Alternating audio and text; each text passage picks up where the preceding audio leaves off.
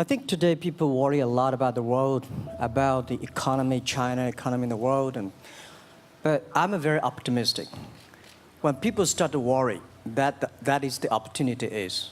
Right? I worry about the blood testing, and she created good things. And I think great innovations, great companies always happen in the tough times. Life's like the music. You have up, you have a down, you have a long, you have a short notes. And I like the American movie. Life is like a box of chocolate. You never know what you're going to get, right? So I'm pretty optimistic. The opportunity in the future for equality is huge, because in the last century, the IT is for big companies. The globalization is for big companies. But now with the technology, we can serve those 80% of the companies that have never been served. We can serve the 80% of the young people that have never been served. Technology for internet is so cheap, so easy to use. One of the reasons why we grow in China e-commerce so fast, much faster than the USA, because our infrastructure of commerce in China was too bad. When it is too bad, something happens and goes. Today we are working on the rural areas of China. I can never imagine that China, about 800 million people still live in the rural areas, are farmers. And there are about close to 200 million people. Their income is less than $1 per day. And before the internet, it's impossible for these guys to reach the PC because it's so difficult. Even people like me, I don't know how to use a PC. But now, 80% of the farmers, those people using mobile phones. When I have the mobile phones, the internet, the data, things change a lot. So I'm excited about the future. People always worry. I love the young kids sitting there and talking about the dream, their hopes, because if they have the hope, we have the hope. That's what I believe. And let's just take what you do. And I've loved every description I've ever heard about how you serve people, and your story about the bamboo farmers and your wife and her friends. It was fabulous. But where's this going? What are you going to do? What are your plans to maximize the use that people in remote rural areas of China can make of their cell phones besides ordering your products? How are you going to get it? Are you going to get them in the banking system through cell phones? How?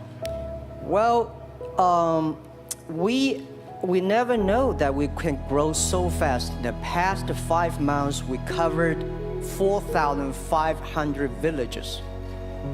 And these people, normally they use in very traditional way.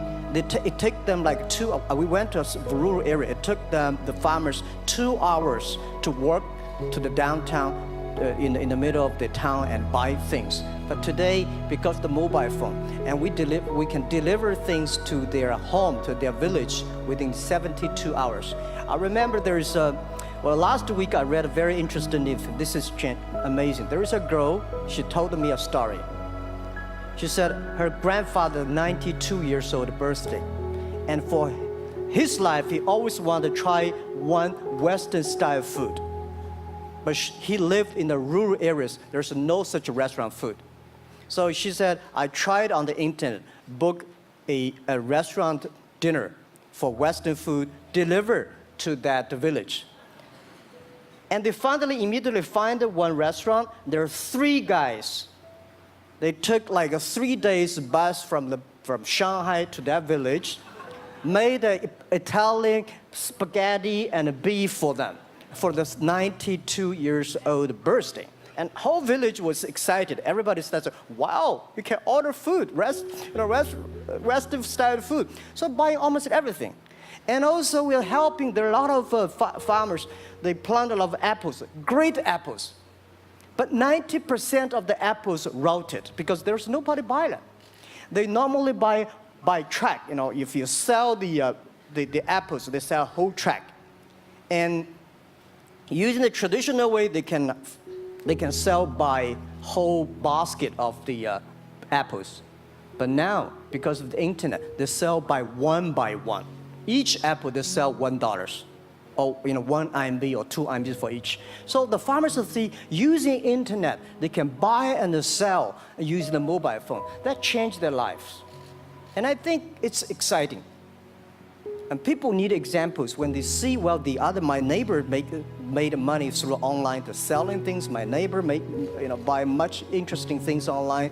People start to learn, and more people start to buy the mobile phones. We cannot make all the mobile factories to sell phones to them. Only they know the mobile phone really works, helping change their lives. They start to buy the mobile phones. Just one more question. And then, do you think this will make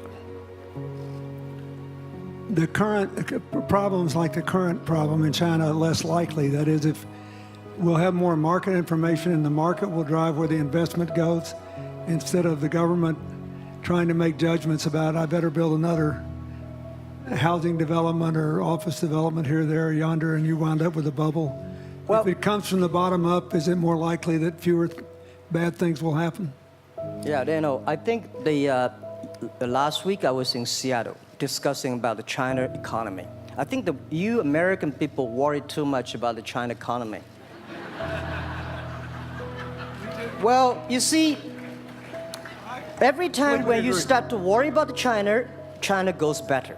Every time you think China is in problem, we'll get better. But when you have to say, you have a high expectation of China, China always a problem.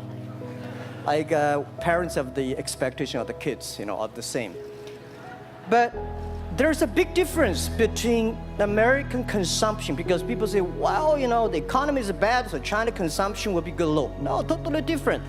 You Americans love to spend tomorrow's money. And the other people's money, maybe. Or maybe the children's money.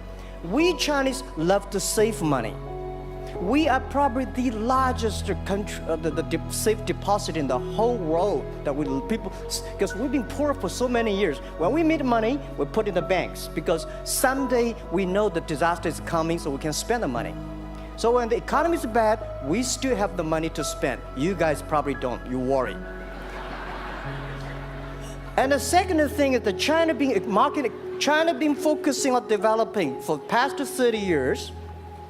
China government so strong on investment, so strong on exporting, but they are too weak on the domestic consumptions. Domestic consumption is not driven by government, it's driven by entrepreneurship, driven by the market, not the government. So in the past 20 years, government is so strong. Now they're getting weak. It's our opportunity. It's our showtime to see the market economy, entrepreneurship, how we can develop the real consumption. I think if the China develop the great consumption, we have a 300 million middle class. In next 15 to 20 years, we're going to have 500 million middle class. We need to import a lot. So when we start to import, that's a great. I worry a lot when we export. When we export, we got a terrible sky, we have a terrible water, we have a terrible environment. When we start to import, we got to be better. So that's all the great opportunity, guys. Be happy about that. I'm serious. I agree with that. I'm serious. Yeah.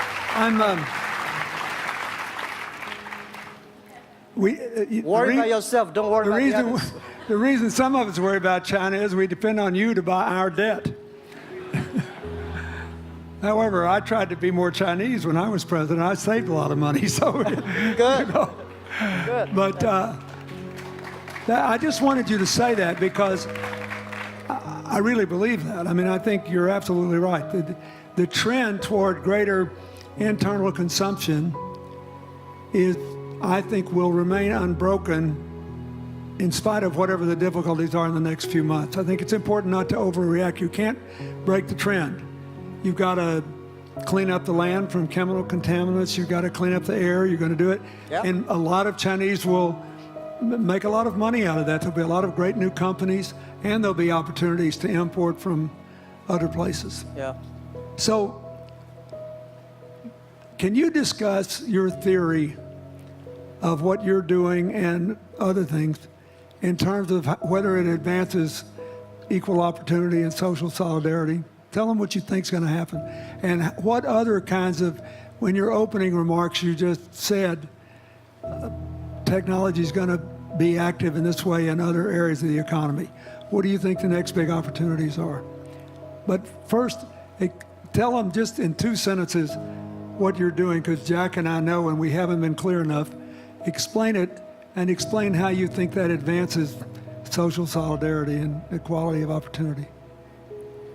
Our work is in the belief that access to health information is a basic human right, and that lab information, particularly because lab data drives 70% of clinical decisions, needs to be accessible to people before they're sick. So if you look at the word diagnose in the dictionary today, it says to determine the presence of disease from symptoms, which means by definition, we're determining that people are sick once a disease has already progressed.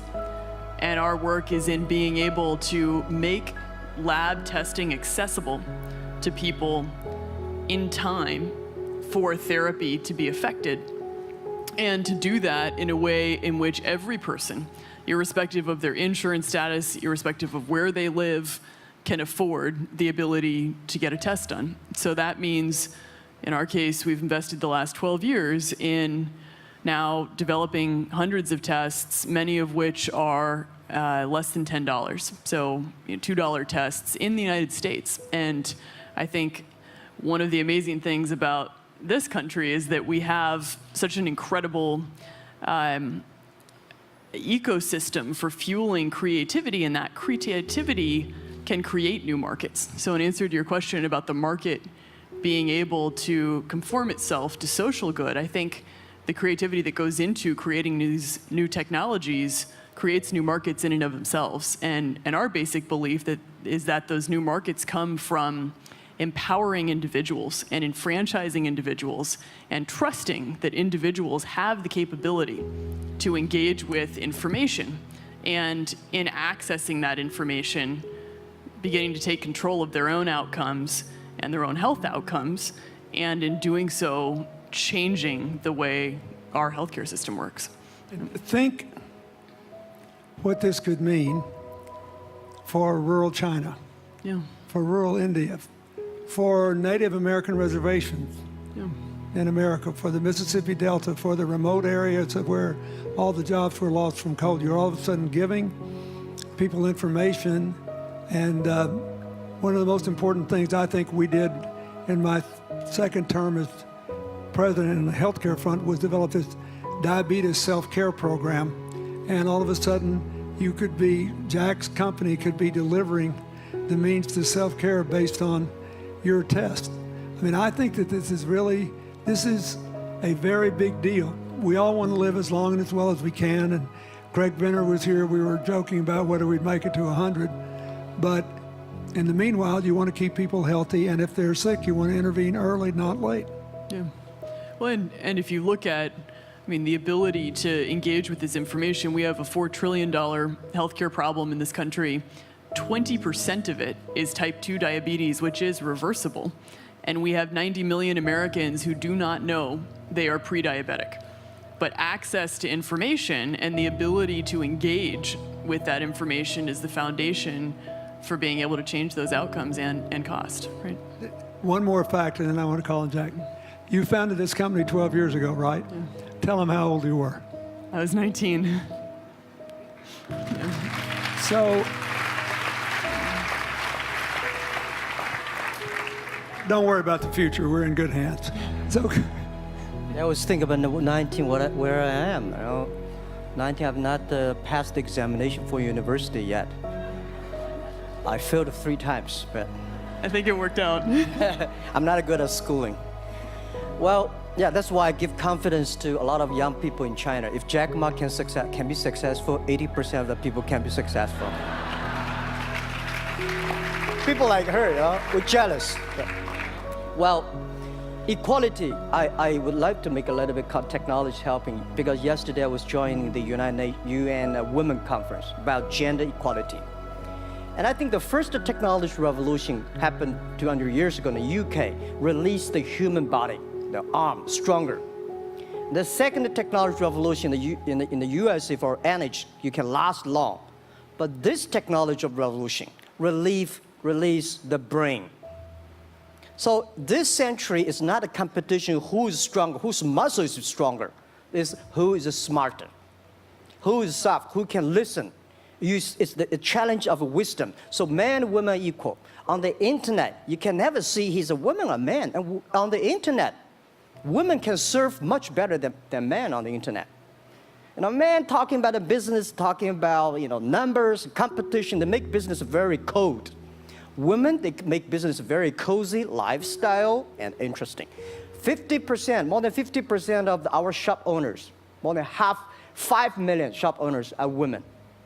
And people love that. I mean, this is a great thing I see that this century we see more and more women leaders, on the state leaders, presidents. In the future, we're going to General Secretary of the United Nations should be a woman leader. And this is the great century for equality. And I feel excited about that. Let me ask you, we're almost out of time, but one of the things that we haven't talked enough about here, and not just here, but generally, is whether the leapfrogging we saw with cell phones, which was instrumental in your phenomenal business success and which will make it possible for you at the appropriate time to do what you've done on a global scale, hitherto unimaginable in all of human history for anybody to have any of their own health data. We've seen examples, but not the kind of dramatic penetration we need with energy and clean energy and enough in a short enough time to avoid the worst consequences of climate change. So do you believe that, your country has done more than anybody else to try to put up solar panels, and some of your companies went broke because you overdid it, right? But beforehand, and you got to work out the phase out of the coal, the phase into the sun and all that. Meanwhile, Africa, which is growing like crazy because of the cell phone in no small measure, and has 6 of the fastest growing countries in the world, still has vast swaths of its land totally dark at night. Do you believe that it's possible for us to scale up with distributed solar power rather than centralized as quick as we did with the cell phone? And if so, and if that were your business, if you had to quit what you're doing today and start there, how would you do it? And how would you do it? Lady first, I know that. I'm such a huge believer in technology, and I think especially right now, we're at an incredible time in terms of new technology and the ability to apply technology in a scalable way towards solving some of these problems. So I would look at it in the context of some of the renewable solutions that we already have, and in the context of empowering, connecting individuals with access to those solutions, and in the context of creating markets around them. I think that there's real opportunity to actually create an ecosystem in which people can financially benefit from these solutions, and I think that's going to drive an adoption. I think in developing economies, there's a revenue stream associated with that, and the more we can turn even already some of the technologies that we have into markets, the more that we can fuel, I believe, local growth and individual engagement in beginning to adopt some of these solutions. Just related to that, Jack, you answer it, and then I'll ask you one final question. Yeah, I am a strong believer that technology can make world much better, because people say China economy is getting slower. I'm happy about the 7%, even 5%. Even 5% of the GDP of the number of China, of the second largest economy, is big enough. But you don't expect China to keep on growing 11%. Because like one human body, when you're 1.8 meters tall, you cannot keep on like a 10% grow every year. You have to grow the quality, your mind, the wisdom. So I think China needs new technology to solve these problems, and which today the data, the clean technology all these things that China is supposed to do, if we keep on the tradition, the old ways, we'll go nowhere. This is why I feel excited, because people ask me, what is your dream now? Because I never thought I would be today. I can sit here talking to president. I'm like a guy, on the street and like failed 3 times for university, 5 times for high key schools. I applied for 10 times in Harvard school, all rejected. I never thought, because of the technology, because the internet give me this opportunity. So I think when I retire, I don't want the Chinese people have a terrible water to drink, unsafe for food, and the money we make all spent in the hospital. That's disaster. So how we can using the technology to enable young people, the great chance of this world, don't worry about it. We got 1.4 billion people who were born in 1980s. They are the people of the internet times. They are going to have new ways to solve the world problems. The things you are worried about today, they can solve it. And human beings have these kind of worries for centuries. And young people can always solve it. And today, when you have a right direction, clean energy, the climate change, all these issues, they will be solved, and these are the great opportunities ahead of us. Anything else? I agree with that. I think the more we can enfranchise people, the more we can create ecosystems in which individuals are empowered, the more we give rights to individuals to be able to build businesses, to be able to pursue the economic benefit of technologies, the more you see these markets change. Before they leave the stage, I want you to look at them. And I want you to think about the time we have had to spend here dealing with the refugee problems in Syria and Lebanon. Stand up, Elias. This is my friend Elias Bousab. He is the education minister in Lebanon. He's got to educate all these kids.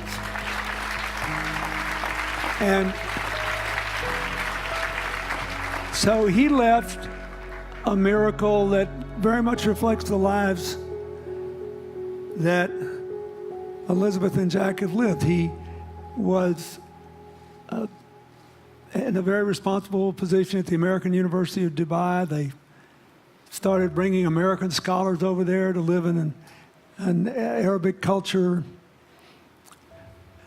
He did all these wonderful things. Lebanon got in trouble. He went home to save his country. What is the difference? How much more could he and every smart Lebanese person do if they could focus on these things? And why can he not? Because the place is dominated by people who think their differences are more important than their common humanity and their common challenges. You cannot imagine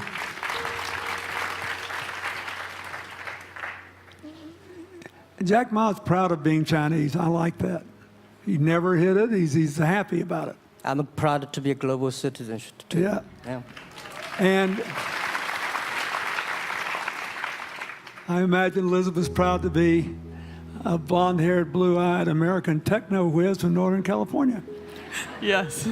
But they don't, not a word either one of them has said has defined the meaning of their lives or the direction of their work with negative reference to someone else. My friend Dikembe Mutombo, stand up. No, you don't have to stand up. It'll hurt you too much. You're an old man.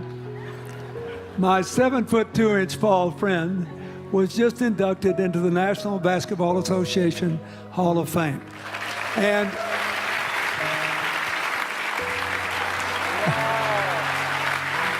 he, my family, my whole family loves him. And I have seen how much he has given back to his native country, Congo, which has been so troubled. I've known him a long time. We both went to Georgetown University.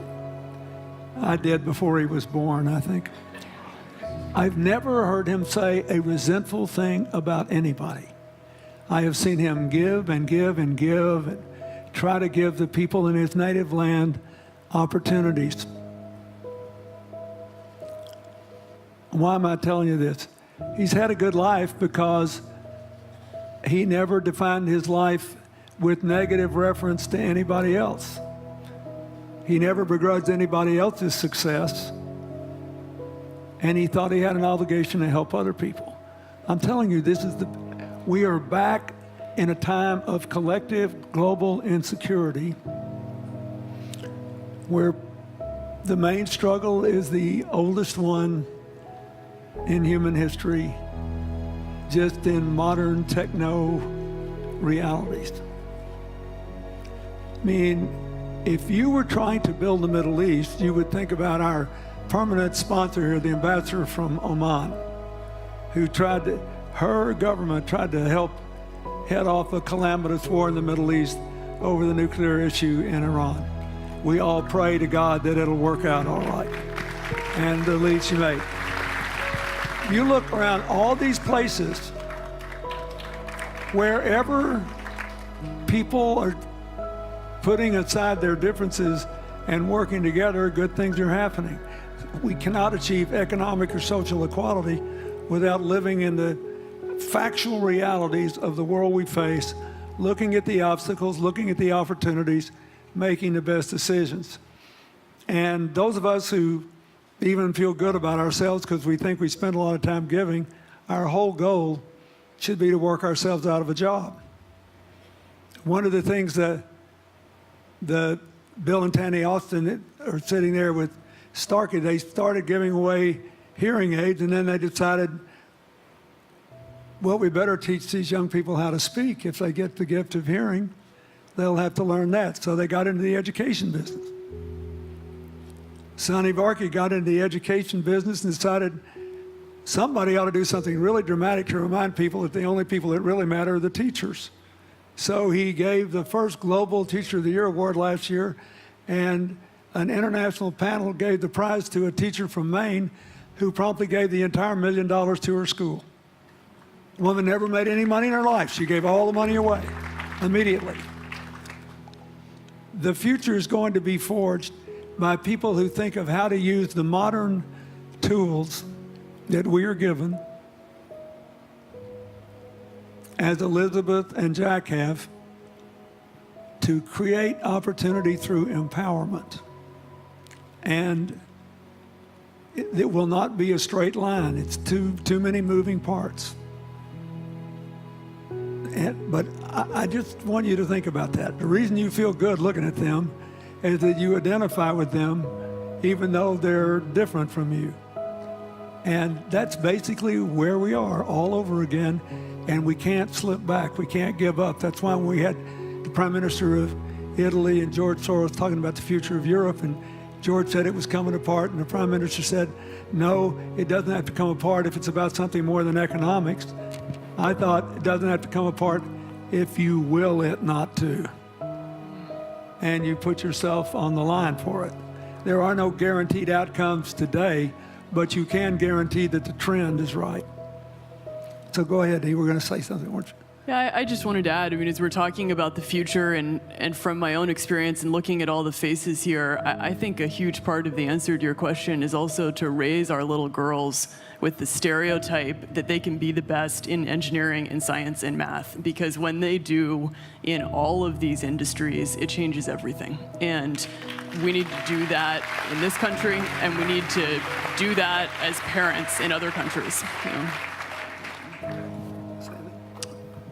Yeah, I was thinking about if what you say. I think about when you talk about problems, you normally it's like a politician. When you talk about opportunities that the business people, I was thinking about how we can using all the problems that change the problem become the opportunity. And I don't know. I just feel excited when people talk about problems. I think think about if you can solve one of them, that's the chance. And today, nobody in this century has so many opportunities and so many tools they can use to change other people's life. And I think in the last century, which I call the IT time, this century is called the DT time, data technology. IT is to empower yourself, make yourself strong. DT is to empower the others. When you empower the others, you empower your future and yourself. So when I listen to you talk, I agree, and I think that's why we were born in this century. That's why how we can use the internet to help more people. Let's give him a hand. Thank you.